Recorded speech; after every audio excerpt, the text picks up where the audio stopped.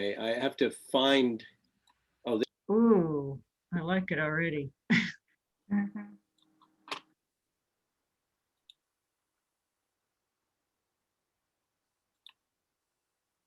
Wow.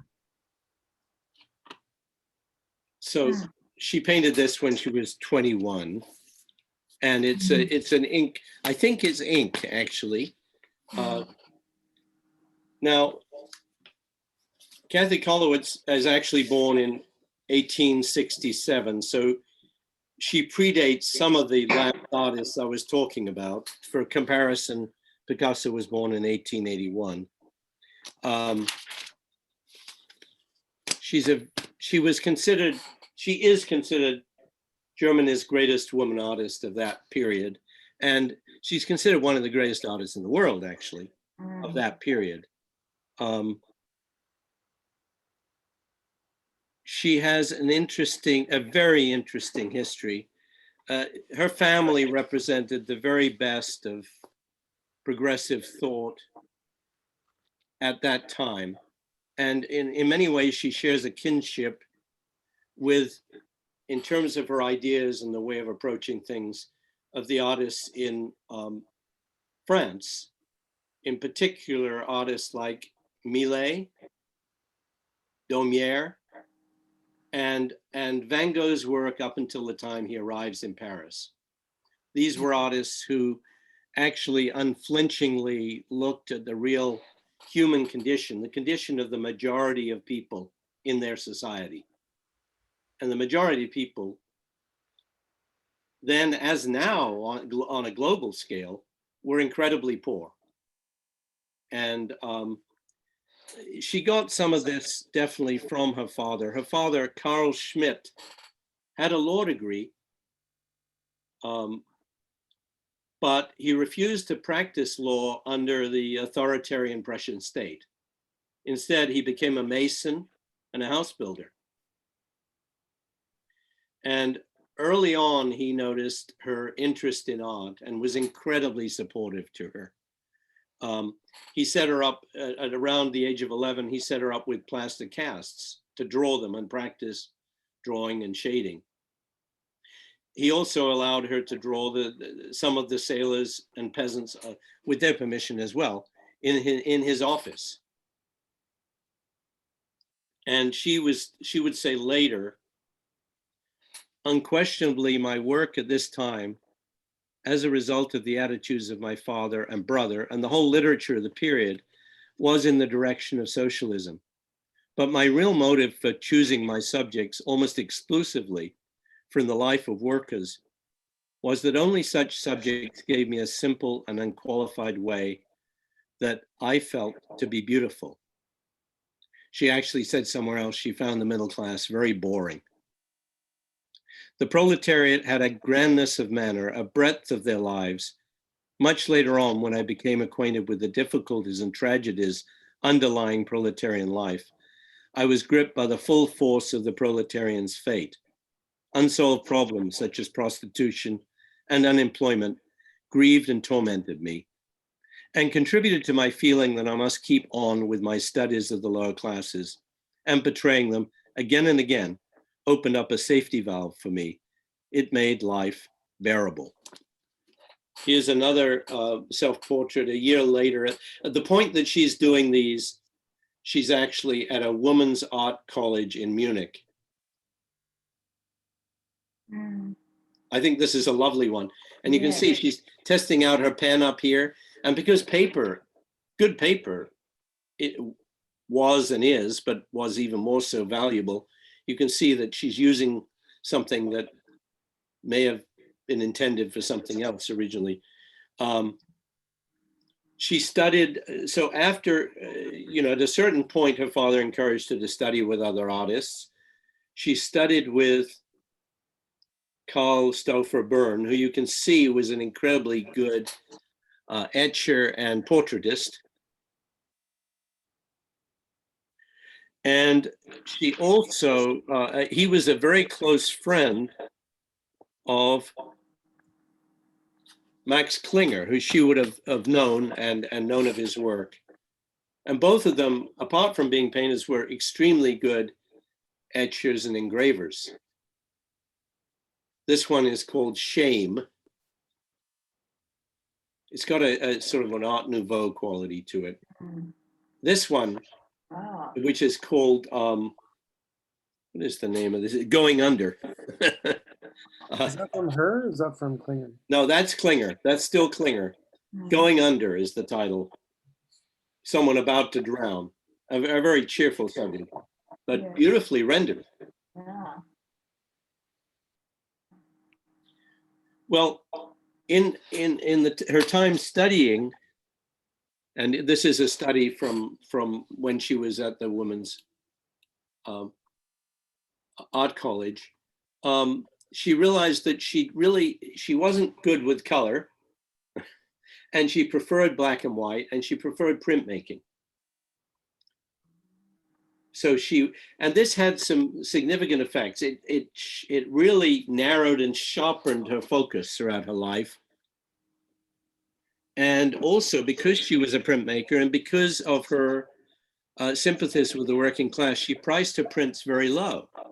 So her prints circulated widely, and she would very quickly gain an international reputation.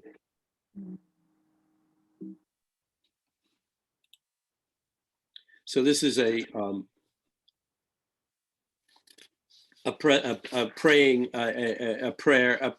praying peasant. Around this time, a little earlier, she had met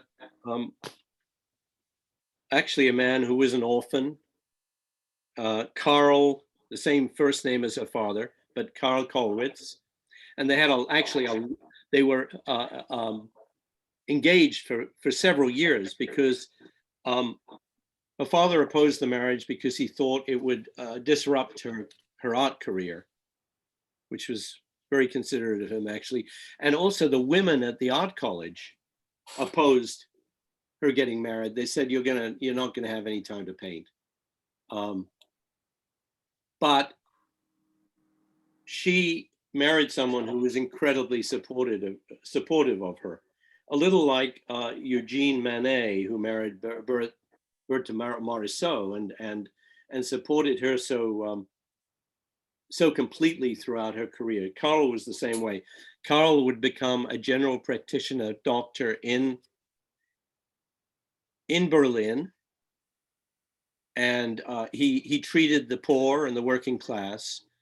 And she would have her studio next to his office, and many of the people whom he treated would pose for her. They wouldn't just pose for her, they would share their lives with her. She would hang out with them. She would talk with them about their problems.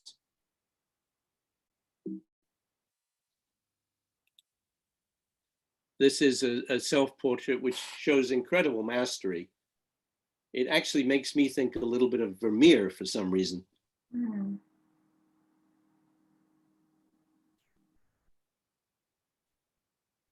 This would have been after they were married. But now she starts to take a really serious look at the fate of impoverished people. And what happens is she was planning actually to, let me say one other thing before I go there. She remarked on the fact that she got married and then she had the responsibilities of a mother.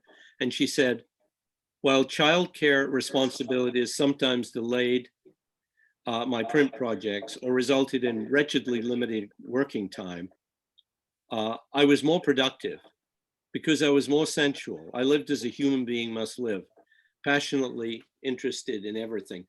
And much later, because they had the means, she would adopt the child of a friend of hers from the Women's Art College who was painting in Paris and had got pregnant and couldn't continue as an artist and also continue have a child. So she and her husband adopted her child.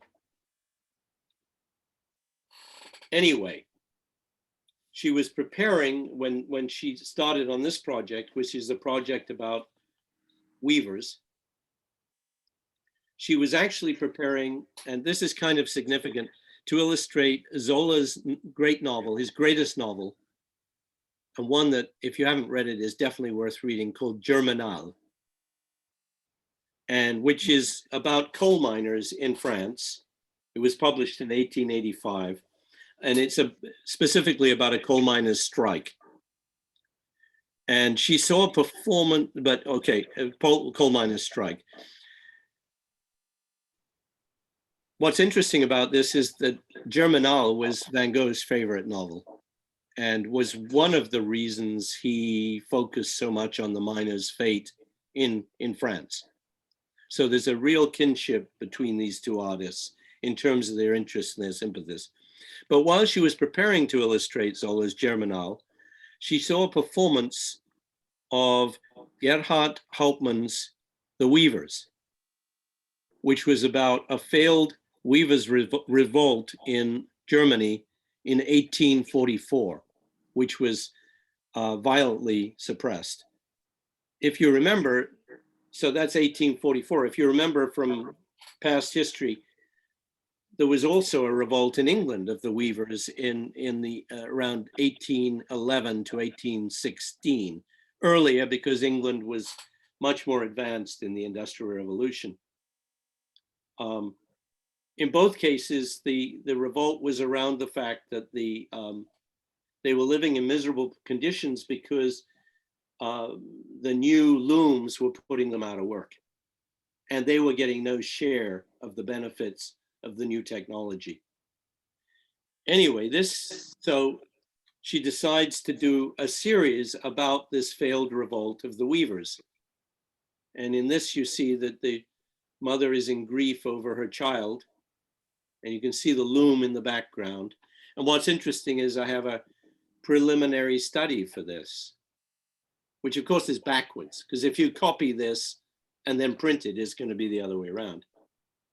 But you can see a lot of the same elements here, except in mirror image as here. So she's changed certain elements, and it gains immense power from the chiaroscuro.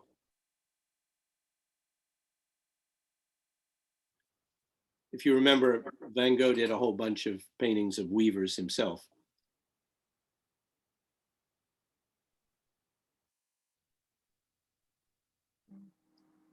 In this one, death is in the room because of their poverty.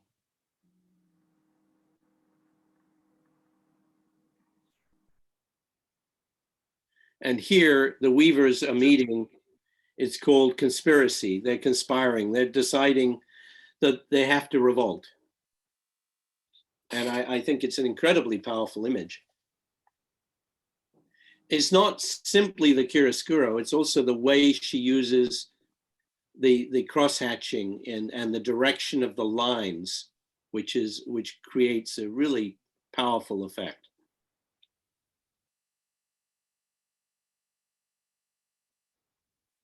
This is one of the most famous of this series, The March of the Weavers. And you can see that all the studies she was doing of workers in her husband's office really pay off here. She's got all these really interesting character studies of these different working class types.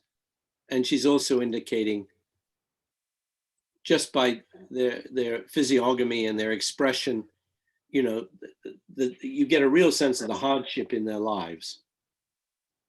It's a very interesting composition because it descends slightly against the horizon.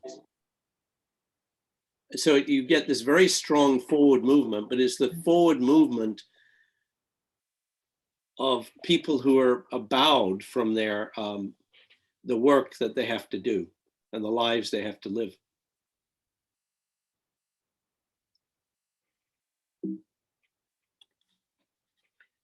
And then there's the revolt at the gates of a park when they arrive in Berlin.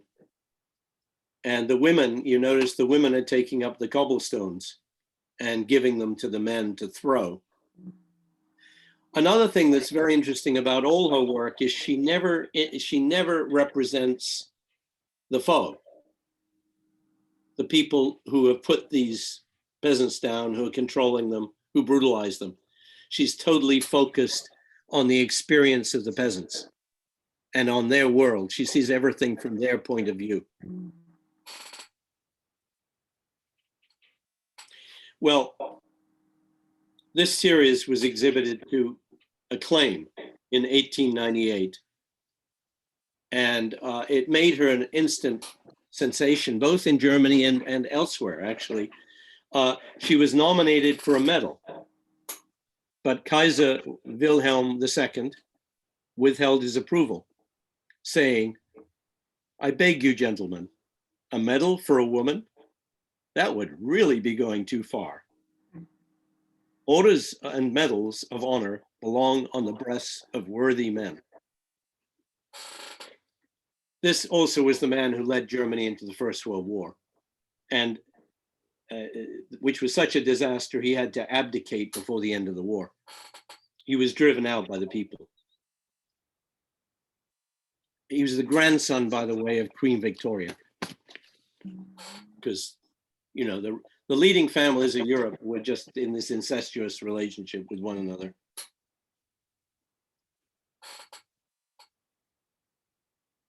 An incredibly powerful image called The Downtrodden. Look at the downward arc to this child. And one wonders, it's almost certain the child is dead. The mother is caught up in grief. The man is so upset he can't even look.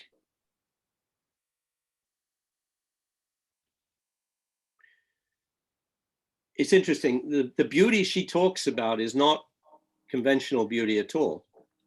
It's the beauty of representing the truth, the true feelings, the true experience of people.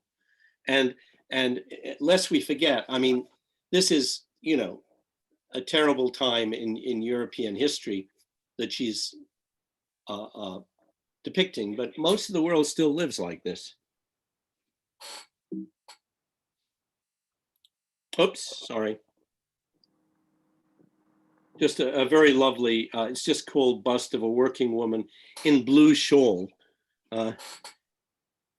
It's interesting she put that in the title because there's no color in her work. But once she says that, you can also almost imagine that this is a dark blue shawl.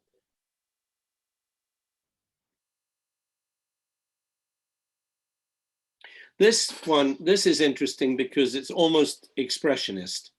There's quite a bit of distortion here. It's a woman with a dead child. And you know, in those days, almost everyone lost children. It was quite common.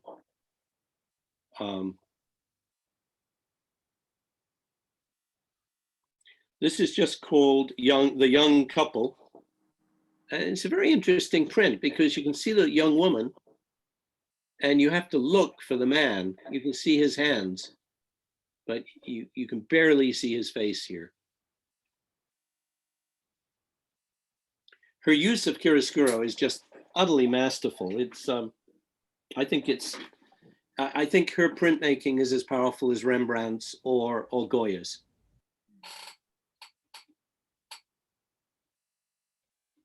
Excuse me. Sorry, I was just going to say the light on the woman's face is extraordinary, how she gets that feeling of light from an etching. Yes, you mean in here, right? Yeah. Yes, it is. Extraordinary. I agree. A self-portrait. She's one of those artists who did an enormous number of self-portraits, but she's in the school of Van Gogh or Rembrandt in terms of her portraits, in that she's looking within. She's reflecting her inward self. She isn't giving us she isn't doing what someone like Gauguin did, of creating a persona to impress. It's an inward journey. Now, the next subject she takes on is about something that happened in Germany, actually much earlier. It was the Peasants' War. And the Peasants' War happened at the time of the Reformation in 1525. The peasants of, I believe, southern Germany took up arms against feudal lords and the church. And she had a childhood connection with this because she came from a very progressive family, and she and her brother played roles in that revolution, which they knew about as children. And she particularly identified with a leader of the Peasants' Rebellion, a woman called Black Anna. But the peasants were so poor that men pulled their own plows. You see, the man's pulling the plow and the woman is guiding it. And there's another version of this, which makes it clearer what's going on, but isn't as powerful as this version. Whoops. Hey. But you see, there's a real kinship here in her drawing of the figure and Van Gogh's drawings of the figure in his early work. There's a huge simplification to really convey feeling. You couldn't see the other guy in the other one. No, you couldn't. Yeah, the woman, you could barely see in that one. Yeah.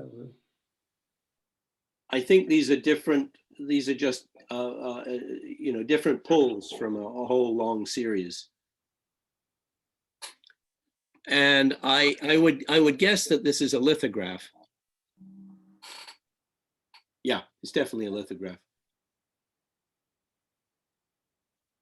This is a wonderful portrait of a man sharpening a scythe, and it's part of the Peasants' War series. Whetting the Scythe is the title. This is quite a disturbing one. It may take a moment to realize how disturbing it is. It's called Raped. And what is particularly interesting about this is the beautiful landscape, the beautiful treatment of the plants, and this horrendous situation that this woman finds herself in here. This is the only image I found of hers in which there was anything besides the figure. But it makes me regret that she didn't do more landscapes, because she's a master at this as well.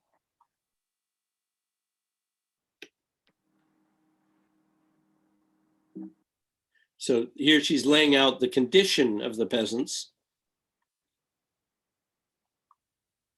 And here they have decided they've had enough. And it's the rebellion.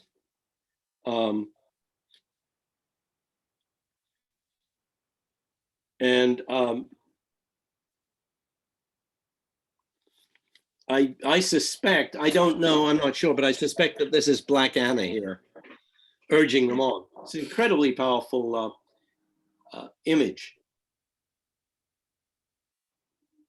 And it was noted as such. It received a huge amount of praise when she finally showed this series.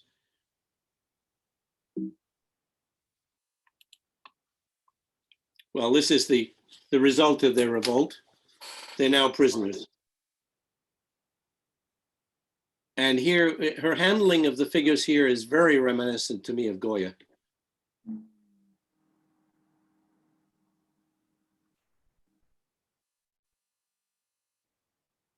So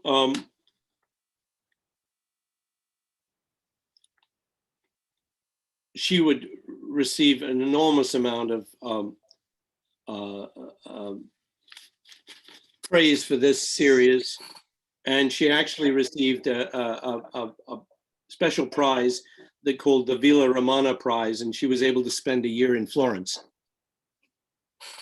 by herself.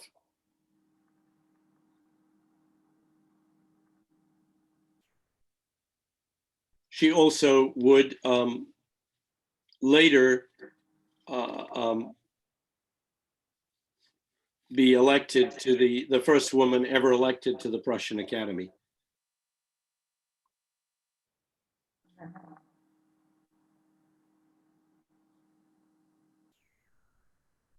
death grabbing a woman and the child trying to hold on to her.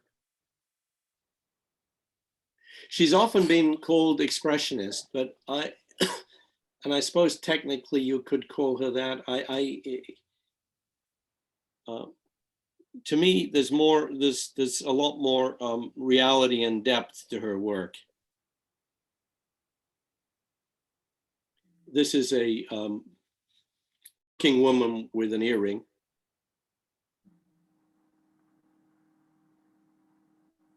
And another self-portrait.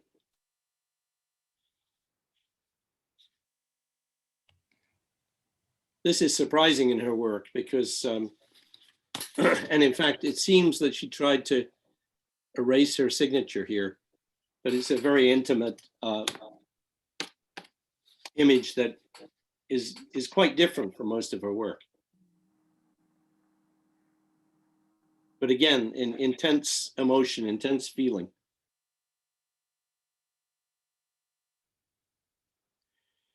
Well, in 1914, of course, we seem to keep circling around this date, the beginning of the First World War, and her son, Peter, enlists and is killed within the first few days of the war. And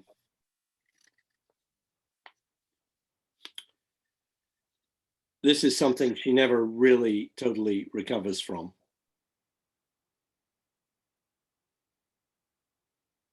She spends these are much later, but she spends the rest of her life meditating on and finally creating sculptures. These two are she and her husband mourning her son's death, and they actually are in the graveyard where he's buried. They were actually completed in the mid-30s.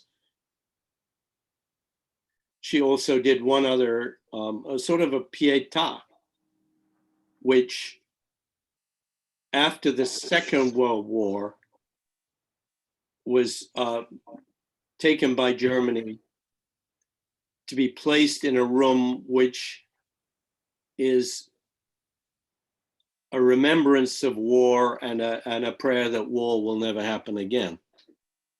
And that's his placement in the room. Here's a close-up.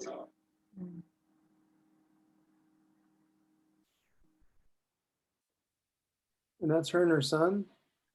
Well, it's her emotional, yes, sort of. But it's also got obvious reflections on Pietà's, you know.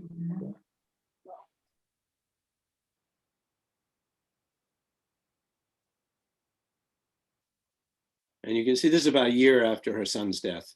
We've jumped back now to the real chronology since those sculptures jump way ahead, but were being formulated in her mind for years and years after his death.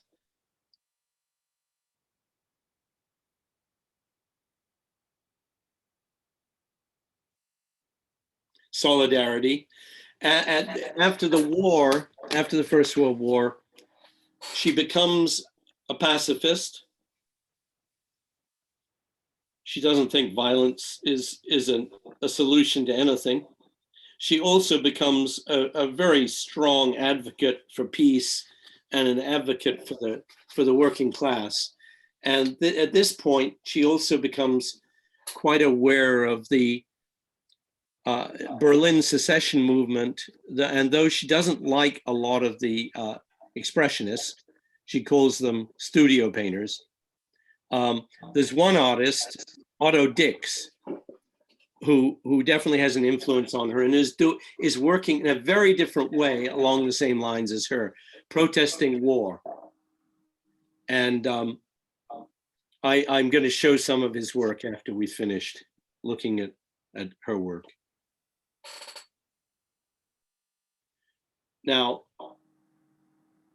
at this point,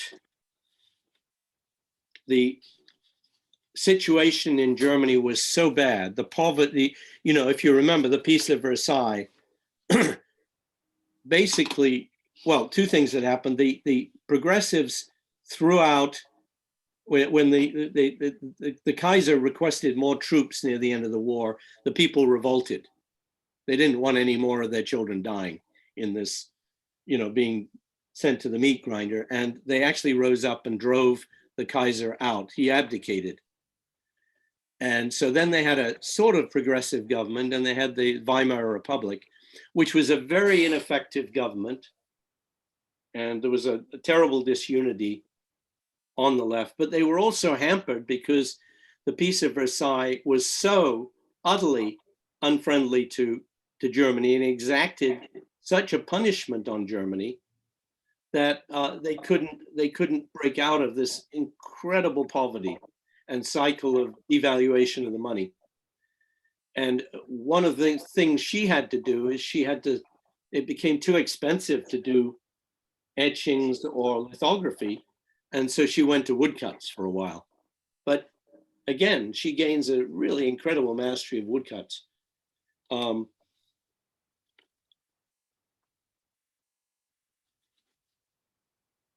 She's documenting the hunger. This is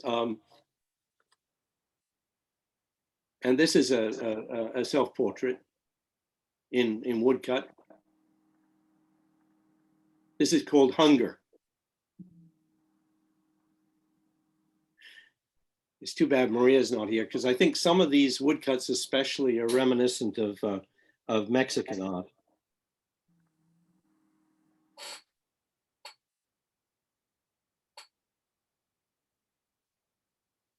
And it's called The Survivors. And you see these are men who've been blinded by the mustard gas in the war. And here's an old man who's definitely given up, which is what a lot of people did. Here, the children are crying for bread. And many of these particular drawings would become posters for the activists who are trying to resolve problems in Germany.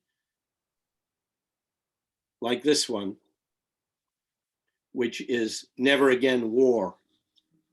Because people were beginning to realize that they were getting to see that war was on the horizon again, and they were panicked about that.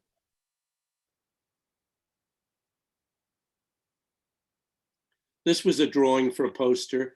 A friend of hers set up a organization, a volunteer organization where women who were breastfeeding but had milk to spare would also breastfeed starving children. And Kathe thought this was a brilliant idea and gave her support to it and did this drawing, which was turned into a poster, an organizing poster, so that the organization could draw more women into it.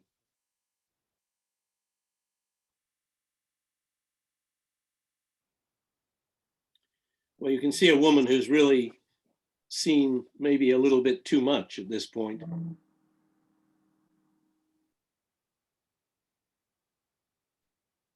Because what happened now is in 1933, she was forced to resign from her post at the academy. Her work was removed from museums. And actually later, a couple of years later, she and her husband would be visited by the SS, who threatened them with a concentration camp. Now, there was a collector in America who offered her asylum, but she knew if she took asylum, the Nazis would take it out on her relatives. So she refused.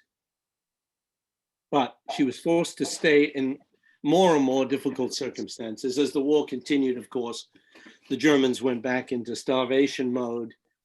It was very hard for her to work. This is a portrait of her and her husband.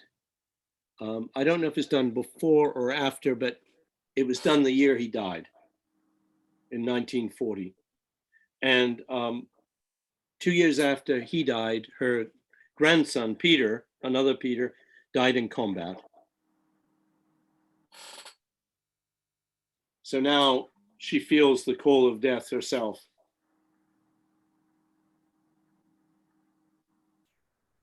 And in this is called Death Recognized a Friend.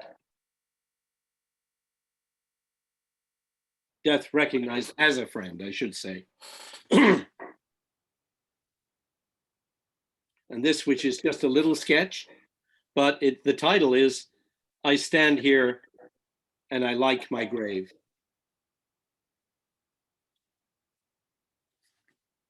She still did some protest art, won't ever again, of course, in the middle of the war. But she was actually losing all hope, and she actually did, she wrote to her son, one of her sons, and she asked permission to commit suicide. I'm sorry, it upsets me even thinking about this. And he refused to give her permission. He said, wait, the war's going to be over soon. But she died. Well, first she was evacuated from her home in Berlin in 1943 and given refuge in the home of a collector, Prince Ernst Heinrich of Saxony. Her house in Berlin was bombed by the Allies, so she lost a huge amount of her artwork and all of the family memorabilia. And she died of a heart attack 16 days before the end of the war. But in her work, we get a testament to all that we would rather turn our eyes away from, and most artists are not willing to really take on. She's a very heroic and I think very great artist. Now, I mentioned Otto Dix. Otto Dix was a year older than her son.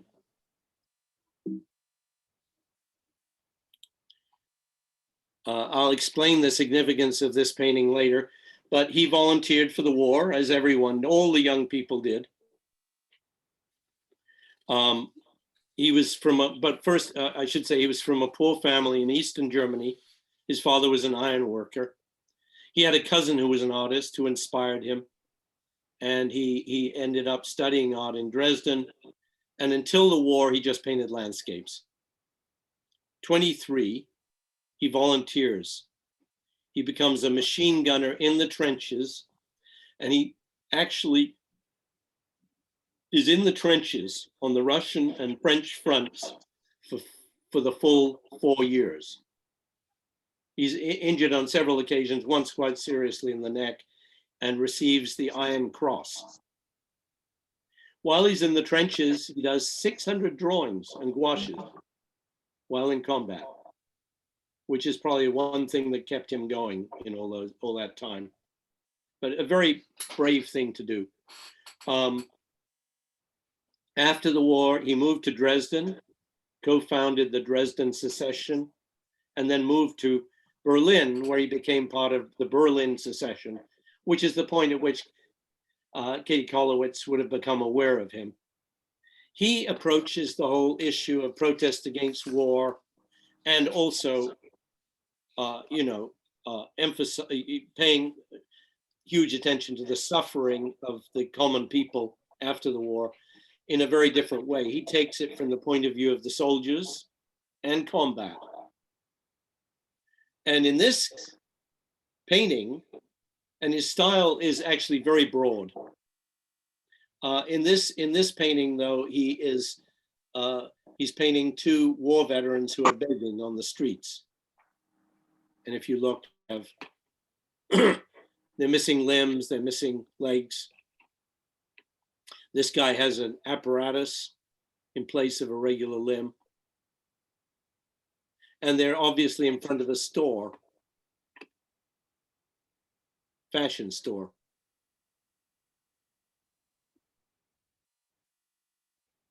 This is another one of veterans playing cards. It's called the Scat Players. And he's making use of collage here. You see the cards are real cards that he's pasted onto the painting, which is a play on the subject matter because these men themselves are collages. They repaired soldiers. They didn't have very sophisticated plastic surgery, so they would repair the soldiers with tin. See, there's a big piece of tin over this part of this soldier's head. This jaw is tin. I'm afraid you're all going to have nightmares tonight. I'm sorry. This soldier is using his foot to hold his cards. It's a very, very angry, but very honest depiction of the price of war. And he was, the critics named this style, which some other artists practice, neo objectivity, because even though they made use of many many developments in the style of painting, the period, they are holding our nose to the reality of the world around them.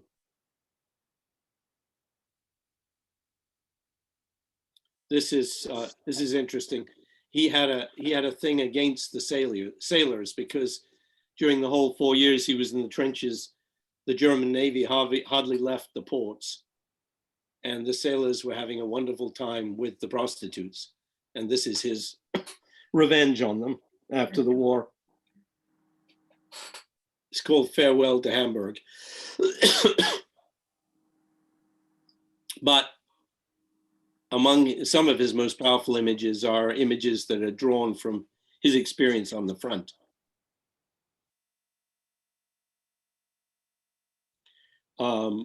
This one is called The Barricades.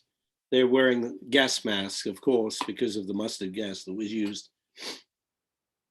All of this has a great significance to me because my father's father fought in the trenches in the First World War and came back a complete and utter mess, which had very tragic consequences in my father's family.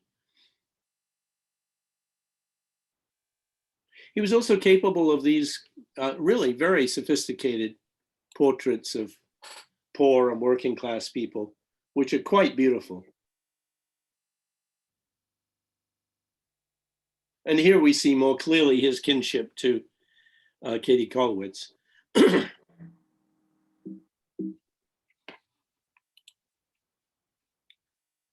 A wounded soldier.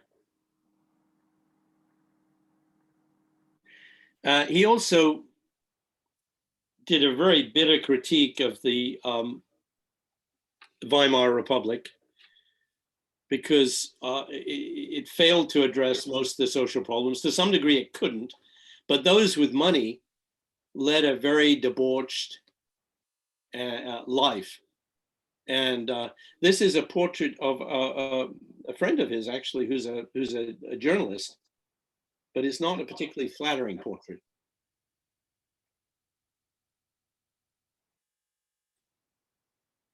It's her name is Sylvia von Harden.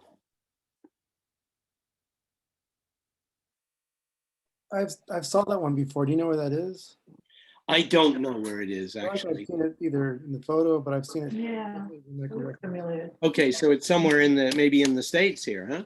Yeah, maybe. I was like, looks really familiar. Yeah, well, it's a very famous portrait of his, and it shows how incredibly scathing he could be. But also, I mean, there's also a sort of dark humor.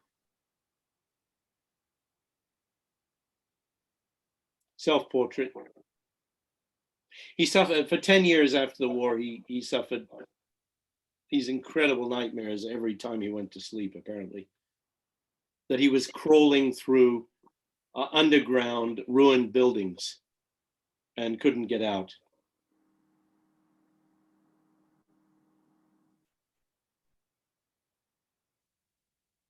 And this is his most ambitious, is a huge triptych, a most ambitious indictment of the Weimar Republic. Here are the people with the means and the money. Instead of helping anyone else, they're celebrating. The men are actually partying with prostitutes. You see the prostitutes on either side, and you see the war wounded basically being ignored on the outskirts of all this celebration. So he's when the Nazis take power, he's sacked from his position as an art teacher at the Dresden Academy, and he's forced to join the Reich Chamber of Fine Arts, and he's ordered to only paint landscapes, though apparently he surreptitiously does paint other social criticism, which he keeps to himself. He's actually arrested over a plot to assassinate Hitler, but it turns out, because they obviously suspect this man, they know he's not in their camp. But it turns out he had nothing to do with that. At the very end of the war, he's forced to join the People's Militia in Berlin at this point, I believe, to defend the city. You're very quickly captured by the French. And once the war's over, he receives international acclaim and many prizes, and he's as equally admired in West Germany as East Germany for his work and for his really principled protest against war and against corruption. He lives a fairly long life, actually. He lives to be 78. Not well, doesn't look that long to me anymore. But yeah, he lives a fairly decent length of time and does a lot of work. Does a lot more work. That is tonight's presentation. I'd be very interested in your reactions, your thoughts.